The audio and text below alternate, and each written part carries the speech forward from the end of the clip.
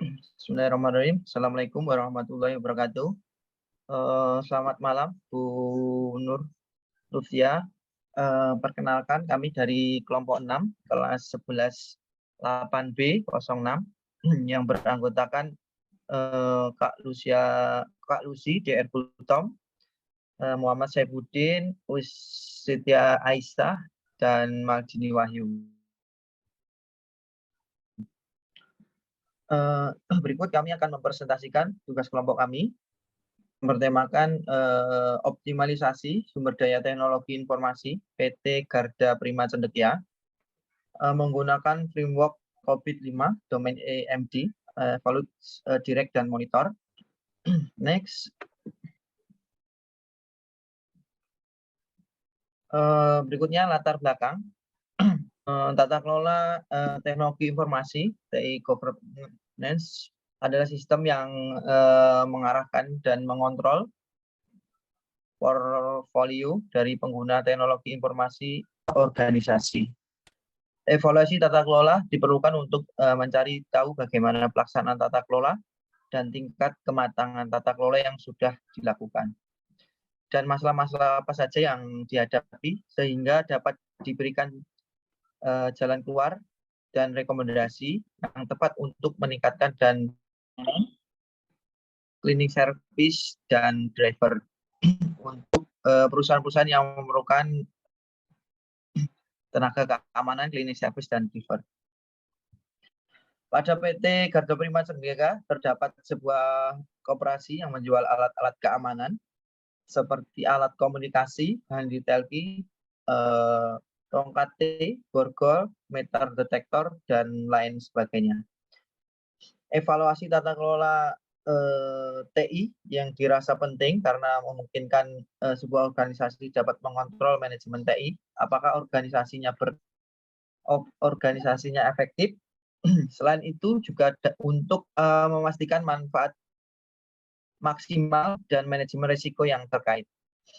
Menyadari pentingnya kegiatan evaluasi bagi perusahaan dan segala kemungkinan yang akan terjadi, kami tertarik dan berusaha mengangkat beberapa aspek penting yang terdapat pada bagian tata kelola PT Garda Prima Cendekia. Next.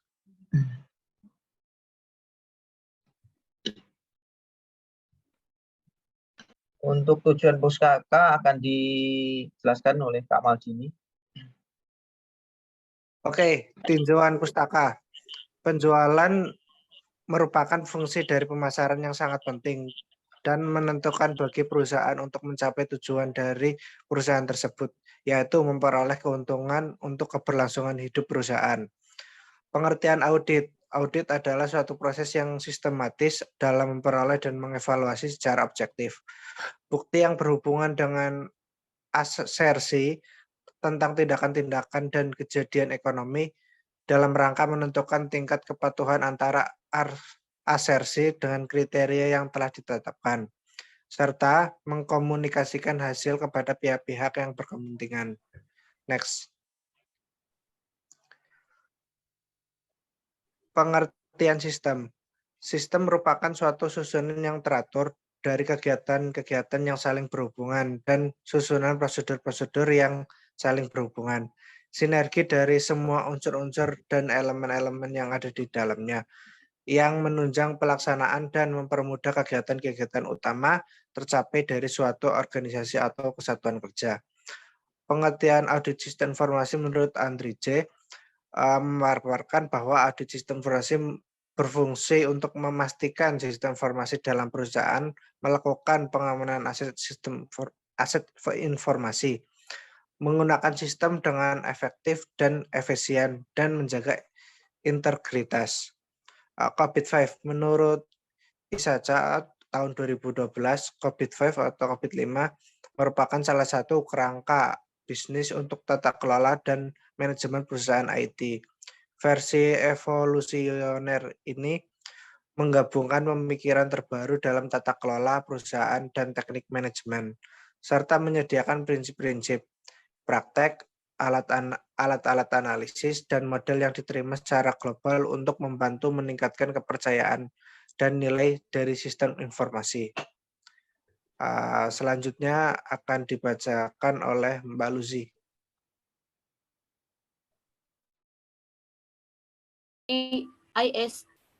ISACA 2012, COVID-5 memiliki 5 domain yang terbagi dalam domain governance dan manajemen. Yang pertama, ADM atau Evaluate, Direct, and Monitor, terdiri dari 5 proses.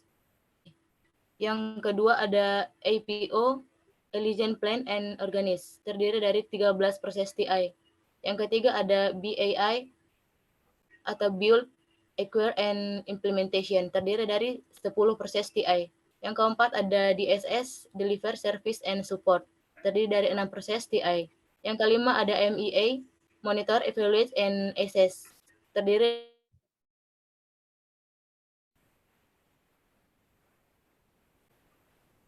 metode penelitian.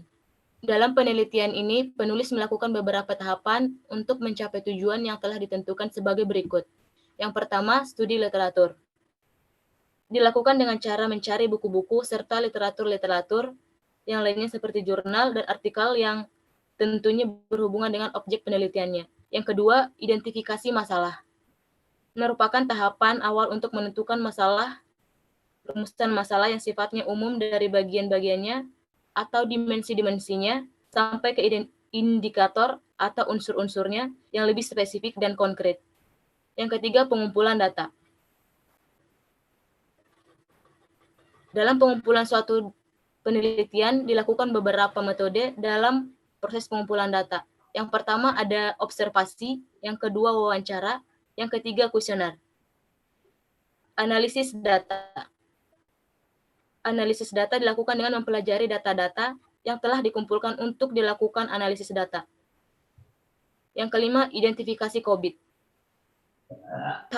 Tahapan ini dilakukan untuk menentukan atribut dari setiap domain proses IT. Yang keenam, penulisan laporan. Pada tahap terakhir, dilakukan penulisan laporan akhir yang berisi uraian rekomendasi, perbaikan, dan saran-saran sesuai dengan penjelasan COVID-5. Next. Hasil dan pembahasan selanjutnya akan saya jelaskan. Berdasarkan hasil dari penelitian, penentuan tingkat kematangan proses teknologi informasi pada semua tingkat, dimulai dari tingkat 0 atau incomplete, sampai tingkat 5 atau optimizing, ditentukan berdasarkan hasil dari pengolahan data kuesioner yang divalidasi melalui hasil studi dokumen. Yang pertama adalah penilaian capability level. Penilaian capability level dilakukan perhitungan maturity sesuai penilaian dari responden pada kuesioner yang telah dibuat. Di sini kita memakai domain EDM04 dengan subdomain EDM 04.01 memiliki rata-rata nilai maturity sebesar 2,85. Selanjutnya adalah EDM 0402 memiliki rata-rata nilai maturity 2,64, dan yang terakhir adalah EDM 04.03 memiliki rata-rata nilai maturity 2,75. Hasil dari perhitungan rata-rata subdomain didapati nilai sebesar 2,75 dan dapat disimpulkan bahwa tata kelola TI dilakukan mencapai level 3 yang berarti dalam level proses pengembangan suatu layanan telah dokumentasikan, telah terstandar. Selanjutnya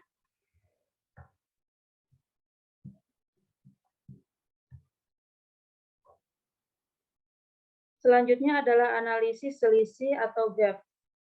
Hal yang dilakukan untuk mengetahui tingkat capability level dibandingkan dengan pencapaian yang diinginkan, maka dilakukan perhitungan selisih dari masing-masing domain berdasarkan rangkuman nilai kematangan. Secara ringkas, pada masing-masing subdomain memiliki harapan sebesar 4. Namun terdapat gap pada masing-masing domain yang dianalisis.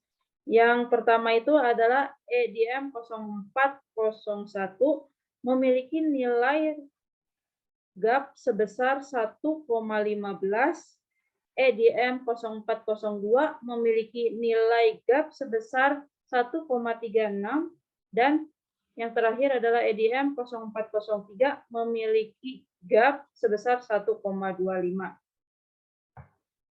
Selanjutnya, pembahasan.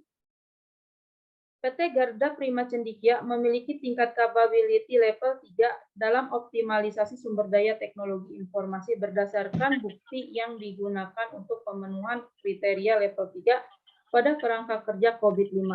Ditentukan selisih atau gap disebabkan karena proses pelatihan kepada SDM hanya dilakukan di awal, tidak berkala, dan kurangnya pengecekan secara berkala aturan yang berlaku di perusahaan seperti SOP, aturan, atau peraturan tertulis yang dapat dijadikan acuan.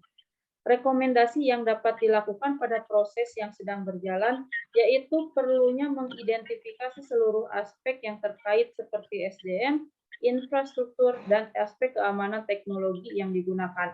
Identifikasi ini bertujuan untuk mengetahui dan meminimalisir kesalahan atau resiko yang terjadi ke depannya agar dapat secepat mungkin diatasi. Selanjutnya kesimpulan akan dibacakan oleh Kak Saifuddin selaku host. Terima kasih Kak Wis.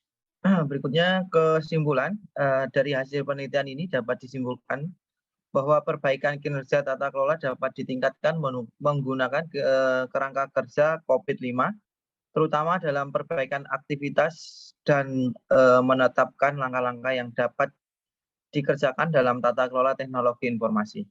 Selain itu, dalam pengelolaan sumber daya manusia, sistem informasi, pelaksanaan aktivitas pelatihan khususnya manajemen pengelolaan komputer yang terhubung dengan server terpusat perlu juga dijelaskan secara berkala. Sehingga tata kelola akses komputer yang lebih tersistematis, terkontrol, dan hasil kerja dapat tetap tersimpan di media penyimpanan yang ada di server. Next. Demikian presentasi dari kami kelompok 6. Ada kurangnya mohon maaf. Wabillahi taufik wal hidayah. Wassalamualaikum warahmatullahi wabarakatuh.